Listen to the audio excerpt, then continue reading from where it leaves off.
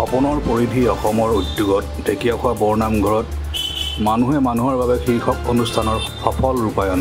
উক্ত মহান সেৱা অনুষ্ঠানভাগ বৰনামঘৰ পৰিচালনা সমিতিৰ সভাপতি শ্ৰীযুত প্ৰবীণ কলিতাদেৱে শুভ উদ্বোধন কৰে।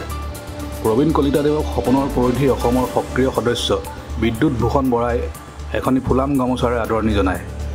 আজিৰ এই মহান সেৱা অনুষ্ঠান ভাগত সপনৰ পৰিধি অসমৰ হৈ উপস্থিত থাকে প্ৰতিষ্ঠাপক তথা মুখ্য প্ৰশাসক বিকি নেওগ, সহপ্ৰশাসক অভিজিৎ খটিয়া বৰুৱা, সহকাৰী কাৰিকৰী সঞ্চালক চিৰঞ্জিত শইকীয়া, সক্ৰিয় সদস্য প্ৰাঞ্জল বৰা, ৰাতুল ফুকন, প্ৰাণজিৎ শৰ্মা, কৃষ্ণ দত্তৰ লগতে বিভিন্ন জিলাৰ পৰা অহা বহু সদস্যই অংশগ্ৰহণ কৰে। আজিৰ এই মহান সেৱাভাগলৈ বৰঙণি আগবঢ়াই মহানতাৰ পৰিচয় দিয়া প্ৰতিজন সদস্যলৈ সপনৰ পৰিধি অসমৰ তৰফৰ পৰা কৃতজ্ঞতাৰ সেৱা আগবঢ়াই ভগৱানৰ ওচৰত প্ৰাৰ্থনা জনায়।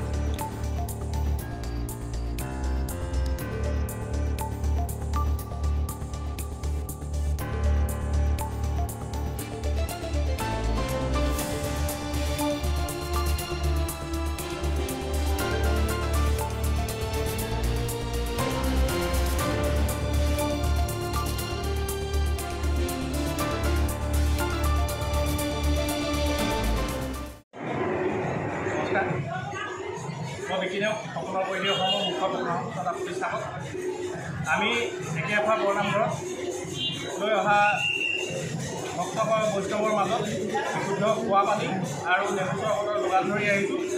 এইবাৰ গৌৰৱেৰে তৃতীয় বৰ্ষৰ বাবে অসমৰ বিভিন্ন জিলাৰ সপনৰ পৰিধি অসমৰ সদস্যসকলৰ লগতে আমাৰ খুব ঘনিষ্ঠ বন্ধু বান্ধৱীসকলৰ সহায় সহযোগিতাত আমি গৌৰৱে তৃতীয় বৰ্ষৰ বাবে ঢেকীয়াখোৱা বৰনামঘৰৰ বিভিন্ন ভক্তৰ মাজত খোৱা পানী আৰু নেমু চৰবতৰ যোগান ধৰি আহিছোঁ।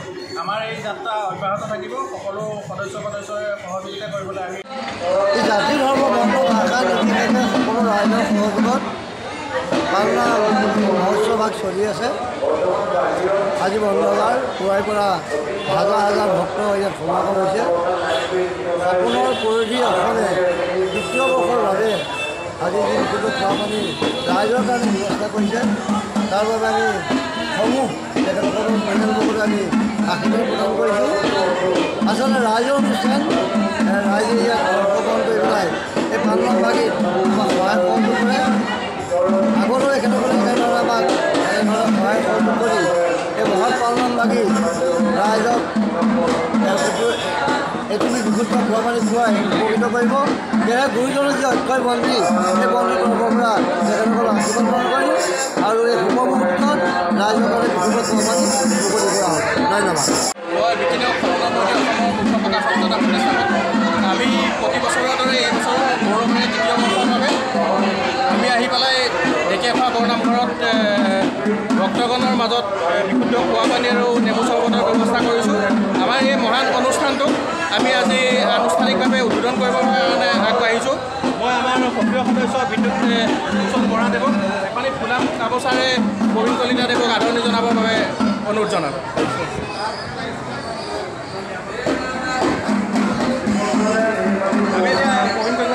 যোৰহাটৰ পৰা সুমিত দাসৰ ৰিপৰ্ট E24 লাইভ ব্ৰেকিং।